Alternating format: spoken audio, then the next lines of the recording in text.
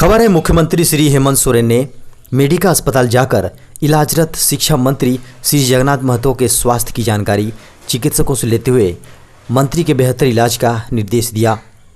दोस्तों, उन्होंने ट्वीट किया, आज रांची स्थित मेडिका अस्पताल में शिक्षा मंत्री जगन्नाथ महतो जी का हाल जानने पहुंचा।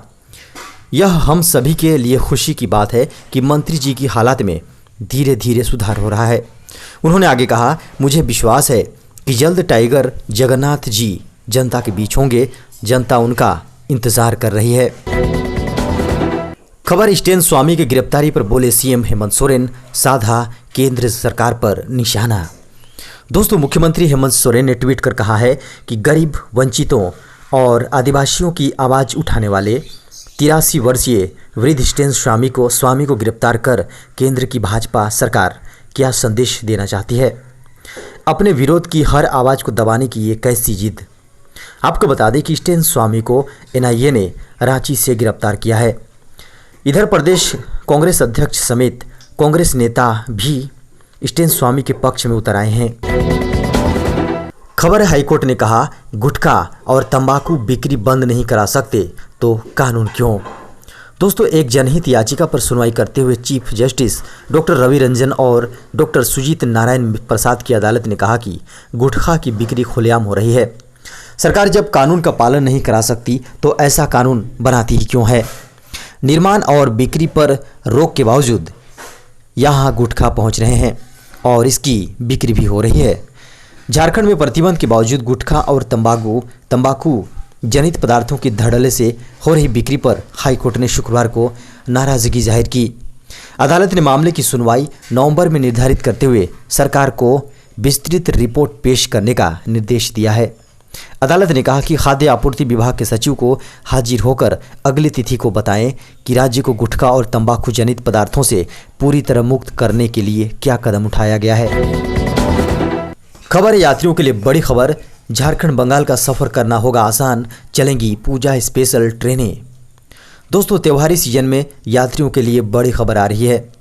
झारखंड बंगाल के बीच पूजा स्पेशल ट्रेन चलने से यात्रियों को काफ़ी मदद मिलेगी। स्टील एक्सप्रेस 15 अक्टूबर से 30 नवंबर तक टाटा हावड़ा पूजा स्पेशल ट्रेन के रूप में नियमित चलेगी। टाटा से हावड़ा के लिए ट्रेन सुबह 6:15 से चलेगी। यह ट्रेन सुबह 10:25 में हावड़ा स्टेशन पहुंचेगी। हावड़ा टाटा स्टील एक्सप्रेस का परिचालन हावड़ा स्टेशन से शाम 5:30 बजे टाटा नगर के लिए होगा। कोरोना वायरस को लेकर लागू देशव्यापी लॉकडाउन में लंबे समय से ट्रेनों का परिचालन बंद था। अब स्टील एक्सप्रेस का परिचालन पूजा स्पेशल के रूप में किया जाएगा। इसकी तैयारी शुरू कर दी गई है। खबर है लोन मॉरेटोरियम पर सरकार का हलफनामा, 2 करोड़ तक के लोन पर राहत को तैयार। दोस्तों, लोन मॉरेटोरियम मामले में केंद्र सरकार ने सुप्रीम कोर्ट में हलफनामा दाखिल किया है। केंद्र सरकार ने सुप्रीम कोर्ट को बताया है कि विभिन्न सेक्टर्स को पर्याप्त राहत पैकेज दिया गया है। कोरोना वायरस महामारी के बीच सरकार के लिए संभव नहीं है कि इन सेक्टर्स को और ज़्यादा राहत दी जाए। केंद्र ने इस बात पर भी जोर दिया कि वित्तीय नीतियों के मामले में कोर्ट को हस्तक्षेप नहीं करना चाहिए। पिछले सप्ताह ही जमा किए गए एक हलफनामे में सरकार ने कहा, नीति बनाना केंद्र सरकार का काम है और कोर्ट को विशेष सेक्टर्स के आधार पर वित्तीय राहत देने के मामले में नहीं पड़ना चाहिए। 2 करोड़ रुपए तक के लोन चक्रवृद्धि ब्याज की छूट के अलावा अन्य कोई भी राहत देना देश की अर्थव्यवस्था और बैंकिंग सेक्टर्स के लिए हानिकारक साबित हो सकता है। आपको बता दें कि बीते अगस्त महीने में सुप्रीम कोर्ट ने मॉरेटोरियम मामले में केंद्र सरकार पर सख्त टिप्पणी की थी। कोर्ट ने कहा था कि केंद्र सरकार रिजर्व बैंक के पीछे छुपकर अपने को बचाए नहीं। इस बारे में हलफनामा दाखिल कर अपना रुख स्पष्ट करें। सुनवाई के दौरान सुप्रीम कोर्ट ने केंद्र सरकार को फटकार लगाते हुए कहा था कि आप सिर्फ व्यापार में दिलचस्पी नहीं ले सकते, लोगों की परेशानियों को भी देखना होगा। खबर है प्रधानमंत्री नरेंद्र मोदी 11 अक्टूबर को करेंगे प्रॉपर्टी कार्ड लॉन्च। दोस्तों, इन 6 राज्यों को इसका मिलेगा फ़ायदा। दोस्तों, प्रधानमंत्री नरेंद्र मोदी रविवार को 11 अक्टूबर को स्वामित्व योजना के तहत प्रॉपर्टी कार्ड की शुरुआत करेंगे। इस योजना के तहत जमीन के मालिकों को उनकी संपत्ति के मालिकाना हक का रिकॉर्ड कार्ड भौतिक तौर पर मुहैया कराया जाएगा। इस कार्यक्रम का आयोजन वीडियो कॉन्फ्रेंसिंग के जरिए होगा। प्रधानमंत्री कार्यालय ने यह जानकारी दी। दोस्तों, प्रधानमंत्री कार्यालय यानी पीएमओ ने स्वामित्व योजना को ग्रामीण भारत में बदलाव लाने वाला ऐतिहासिक पहल बताया है। केंद्र सरकार की इस पहल से ग्रामीणों को अपनी जमीन और संपत्ति को एक वित्तीय संपत्ति के तौर पर इस्तेमाल करने की सुविधा मिलेगी, जिसके एवज में वह बैंकों से कर्ज और दूसरे फाइनेंशियल कार्य के लिए उठा सकेंगे फ़ायदा। पीएमओ ने कहा कि इस कार्यक्रम की शुरुआत से करीब 1 लाख संपत्ति मालिक अपनी संपत्ति से जुड़े कार्ड को अपने मोबाइल फ़ोन पर एसएमएस लिंक के जरिए डाउनलोड कर सकेंगे। इसके बाद संबंधित राज्य सरकारों के द्वारा संपत्ति कार्ड का भौतिक वितरण किया जाएगा। दोस्तों, जीएसटी रिटर्न फाइल करने वालों के लिए एक बड़ी खबर निकल कर आ रही है। वित्त मंत्रालय ने शुक्रवार को कहा कि करदाताओं को 2018-19 के सालाना जीएसटी रिटर्न में केवल उस वित्त वर्ष से संबंधित लेन देन की ही जानकारी देने की आवश्यकता है। मंत्रालय के बयान के अनुसार उसे यह जानकारी दी गई कि वर्ष 2018-19 के लिए स्वतः भरे हुए जीएसटीआर 9 में वित्त वर्ष 2017-18 का आंकड़ा भी शामिल है। हालांकि करदाताओं ने वित्त वर्ष 2017-18 के लिए यह जानकारी पहले ही वित्त वर्ष 2017-18 के लिए भरे गए वार्षिक रिटर्न में उपलब्ध करा दी है। करदाताओं को सिर्फ वर्ष 2018-19 के लिए प्रपत्र जीएसटीआर 9 में 2 वर्षों 2017-18 और 18-19 को अलग अलग दिखाने की कोई व्यवस्था नहीं है। बयान में कहा गया है कि यह स्पष्ट किया जाता है कि करदाताओं को सिर्फ वित्त वर्ष 2018-19 से संबंधित मूल्य के बारे में सूचना देनी है। आपको बता दें कि वित्त वर्ष 2017-18 से संबंधित मूल्य के बारे में पहले ही सूचना दे दी गई है। ऐसे में उसके बारे में जानकारी देने की ज़रूरत नहीं है।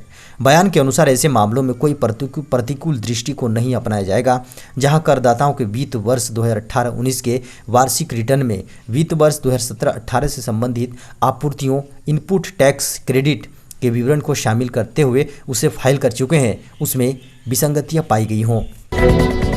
खबर है, देश के 45 करोड़ खाता धारकों को मिलेगा दिवाली का शानदार तोहफा। दोस्तों, देश के सबसे बड़े सरकारी bank state bank of India ने 45 करोड़ लोगों को राहत दी है। एसबीआई ने मेट्रो और ग्रामीण क्षेत्र के लिए मिनिमम बैलेंस की लिमिट घटा दी है।